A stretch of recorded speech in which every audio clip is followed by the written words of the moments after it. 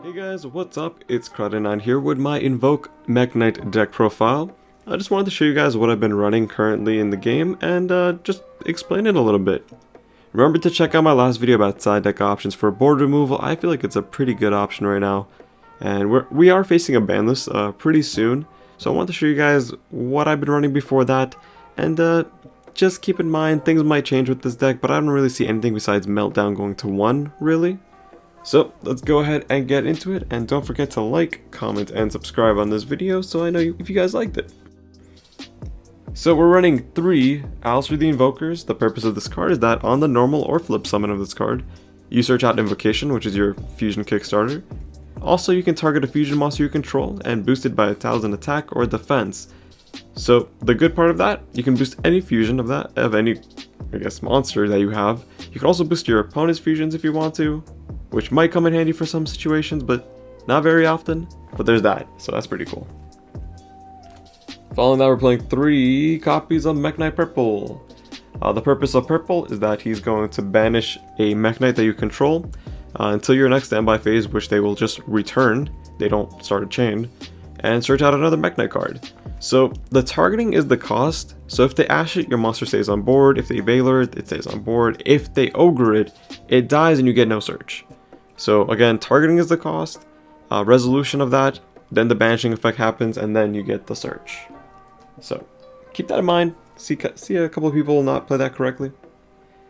Well, we're playing 2 copies of MEKK-KNIGHT Blue. Purpose of Blue is that you search based on your opponent's columns. So if they have 3 cards in the column, let's say extra monster zone, main monster zone, and spell card all in the same column, you get 3 searches. You have to mandatorily search 3. You can't search 2 or 1, you have to search 3 if that's what they have in the column. If they activate a spell or trap card as Chain Link 2, and your blue stat resolves, you're only going to get 2 searches, not 3. So it's on the resolution that it depends on how much they have in the column. If they somehow get rid of all 3 things, then you get nothing. That's kind of how this card works. So again, just remember that. I've seen a lot of people cheat. Not that cool, but hey, it is what it is. Following that, we're playing 1 copy of Indigo. The whole purpose of him is just to move to the left or right, or to move your other MEKK-KNIGHTs to keep summoning more MEKK-KNIGHTs. Really good card, really powerful, good beater, and yeah, he's a light target who's level 8 for your Thingirisu plays if you want to run that card. For the 1-ofs, we're playing 1 Prankatops as a non-MEKK-KNIGHT or Invoke monster. He's at 1, doesn't hurt to play it at 1, honestly. He's a beater, you can quick effect, pop something on the board, it's a good card, it's at 1. There's no point to side deck it, you may as well just main deck it because it's universally good for going second decks. So again, good card. We're playing 2 breaks in this deck, which is going to be Rainbow Dragon and Elemental Hero Neos. We are playing the Neos package in this deck. The benefit of these 2 cards, they do nothing besides them being light targets for your deck, is that we can always, if we draw them, shuffle them back with Phantasme. This card is still really good in the deck. I don't know why people have been taking him out. Links have not died. Links are not going to die anytime soon. They just enhance every deck's plays. And Phantasma gives you replacement in the hand, so you just draw a card off of him when you summon him. You get to have targeting protection on your board for monsters, and you have a beater. There's kind of no reason not to play him right now, especially at 3. So I'm definitely keeping him how he is. Good card, he's sticking in the main deck, not siding him at all for a while. For the other hand traps, we're playing 2 Ash. So even though Ash is arguably the best hand trap right now, I don't want to see all 3 of them in my hand. I don't really want to see 2 in my hand. It's a once per turn. So I'm okay with playing it at 2. I know this number changes in and out for me depending on the meta. Right now I feel that 2 is fine. A lot of the decks that can be Ashed, played through Ash. So it's like I want to see it, but I don't always want to see it type of situation. We're playing, for the last 2 hand traps, Ghostburger. I've been playing this card for like 2 years now. I've loved it. I feel like it just sneaks too many wins away from people.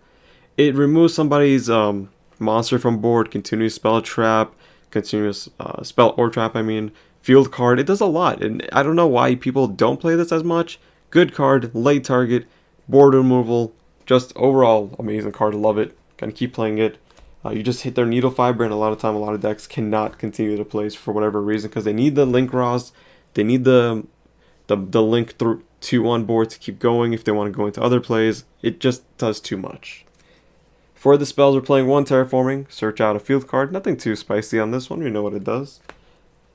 Next card is 3 Magical Meltdowns. We all know this. If anything gets hit in Invoke, it's likely this. No fusions do any big issue. Alistair himself isn't that big of a problem. Invocation also isn't that big of a deal. It's Meltdown is that it helps a lot of fusion archetypes. It helps a lot of people just splash this in other decks. So what Meltdown says is that on activation you search Alistair in the Invoker. Simple, it's a once per turn activation so that you can't activate 2 Meltdowns that turn. Not a big deal. The other part is that it has a passive effect that your opponent cannot negate the activation of fusion cards that you activate. And you play a couple fusion cards in this deck. So they can't negate the activation. They can still respond to it. They can still negate the effect if they're able to, like Ash Blossoms on Shaddoll Fusion. That's perfectly fine, for example. On the summon of the monster, you have player priority. So you can always be like, on the summon of like Elysium, chain Elysium, banish all your monsters, and you cannot respond to it. It's actually super strong of an effect that no one really thinks about, and I'll talk about it more later, but this card I can see getting hit to 1, mostly for the passive effect because it's just too good. But hey, we'll see. Hopefully not. Obviously I still love this deck, one of my favorites, so all we can hope is nothing gets hit. Following that, of course, is the fusions that we're playing. We're playing 3 invocations. Again, purpose of invocation is to fusion summon. You can go ahead and put this card back to your deck and bring back an Alistair from your banish pile to your hand if it's in the graveyard in terms of invocation. Good card. Fusion summon anything from your hand, field, graveyard, or your opponent's graveyard if it's an invoked monster. If it's a normal fusion monster that you want to summon, let's say like a Frightfur from your hand, then you have to use the materials from your hand. You can't use the other materials from field, graveyard, or your opponent's graveyard. Just to let you guys know, really good fusion card. So there's that. Next cards we're playing for fusions is 2 Super Polys. The deck runs a lot of fusions. You have a lot of options in terms of breaking your opponent's board, mostly just to make your invoke monsters. As of right now, I feel like the meta right now is too diverse to really run anything specific, but there are some cheesy ways to get Super Poly to work 100% of the time, which I'll show you guys in the extra deck. So we're playing 2 for that. We're playing 1 Instant Fusion, again, just to make a Thousand Eyes restrict. I was debating between this and Millennium Eyes. One for Instant Fusion because...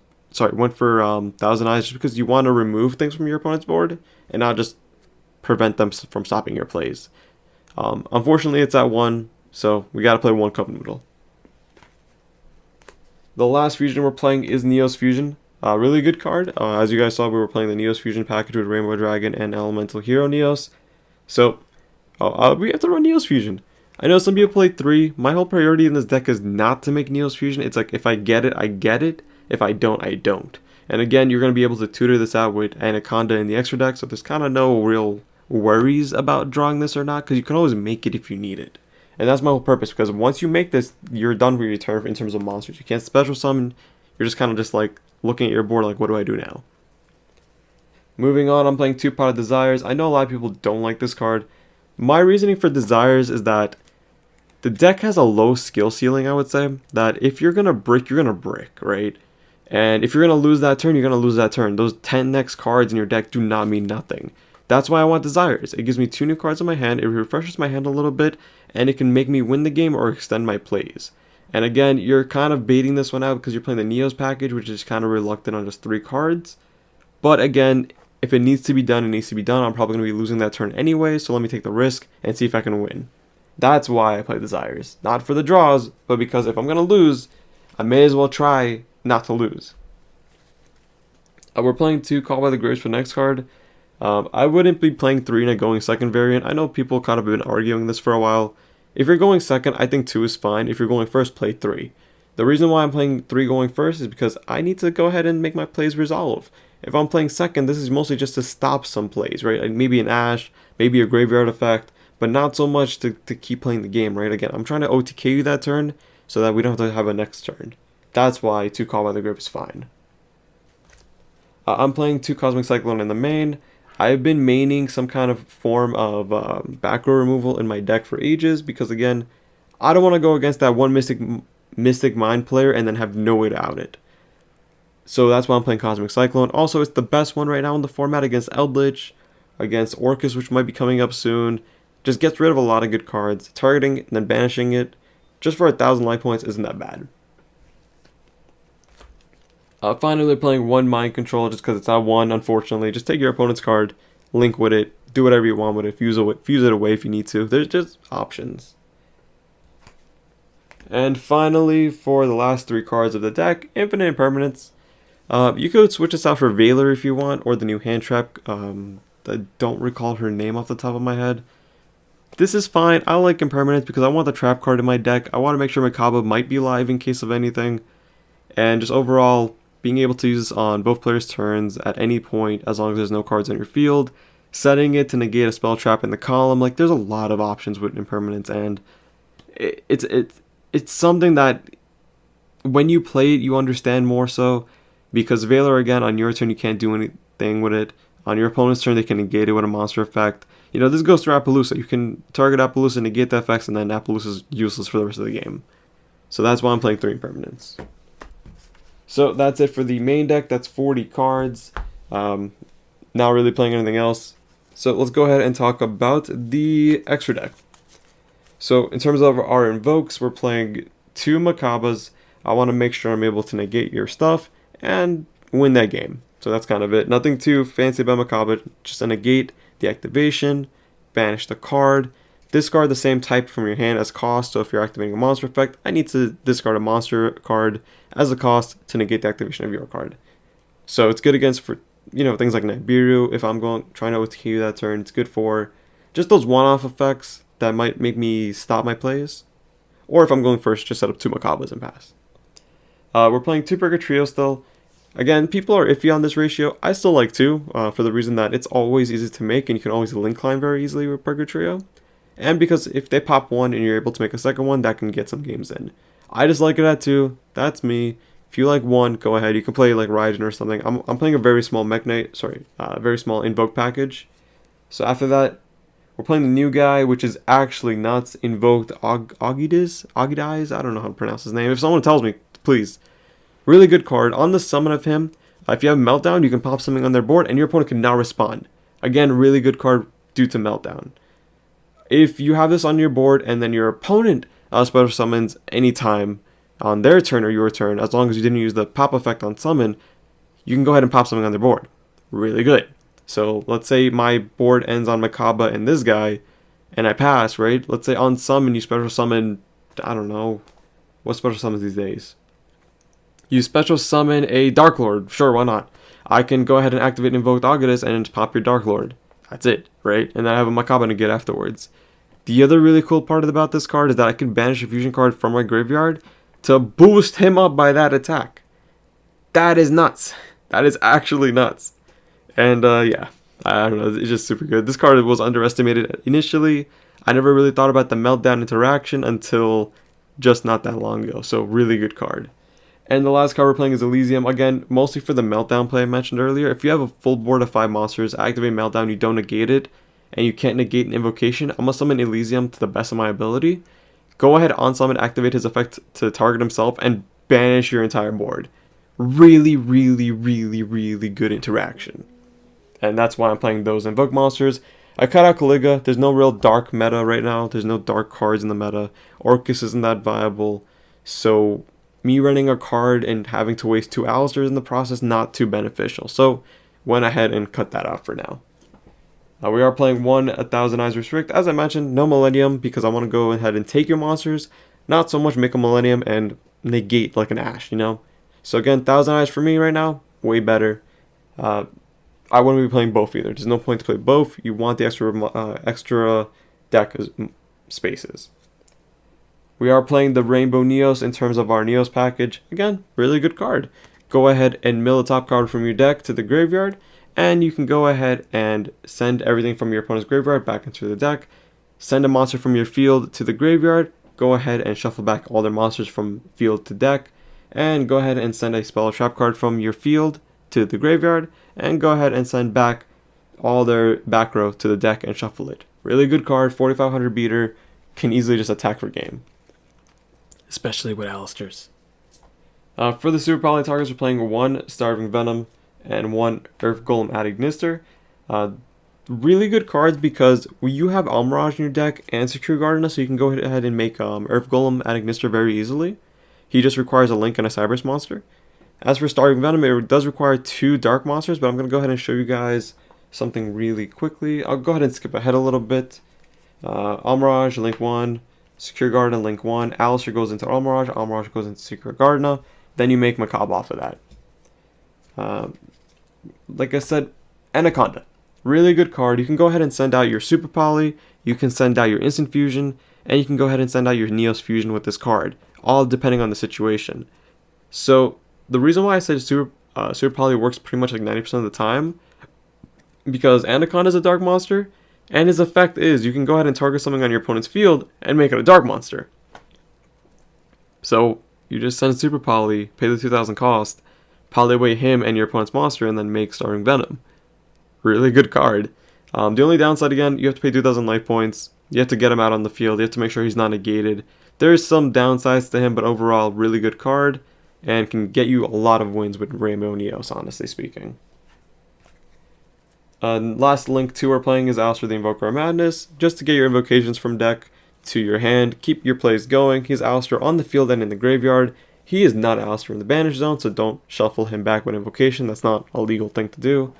And yeah, really good card. Don't make him as much since Master Rule 5 came out, but it's still there. And the final link 4 we're playing is Boral Sword Dragon, just because, again, we want to OTK. And I've seen some people talk about putting in access code talker into this deck. We really can't. These are all the links we're playing. 3 of these are dark. These 2 are going to get banished probably through invocation. We just don't have the ability to play access code talker in this variant, so I wouldn't even consider or suggest it. And let's go ahead and breeze through the side deck a little bit. 2 Nibiru for the fact that there's still combo decks that die to this card. Right now I don't think Nibiru is in the best place.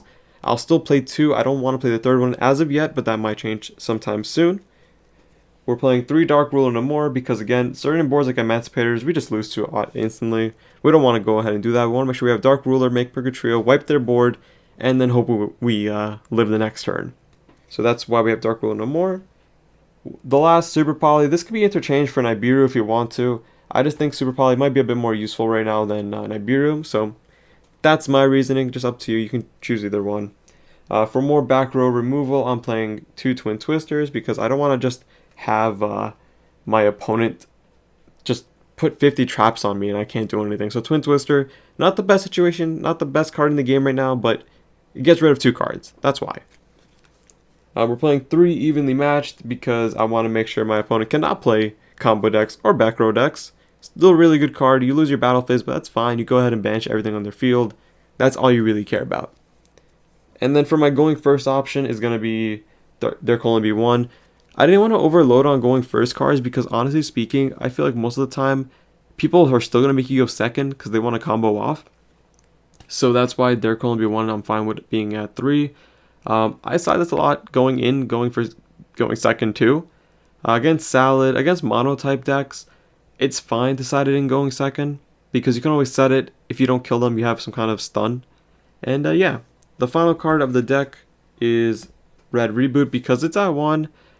I've been debating on cutting this out here and there, but I don't know. I keep drawing it whenever I need it, so I'm not mad. So until I stop drawing it, it's staying in here. And that's it, guys. Thank you guys for watching. Hope you guys enjoyed. Wanted to just quickly show you guys the list. Didn't want to overwhelm you guys with too much. Fun little tech option you guys can run if you want to, which I took out for the Dark Ruler No Mores, is Heatwave if you feel like you're going to be going first a lot. If you're going to be going first, throw this in instead of Dark Ruler No More. You activate it, you set the Alistair, you pass, your opponent can't play, they pass, you flip summon Alistair, congrats, you just got Invocation Search for free, and you can normal summon another Alistair and get another search. So good. But yeah, guys, thank you guys for watching. I appreciate your time. Hope you guys enjoyed the video. Take care, stay safe, and don't forget to like, comment, and subscribe.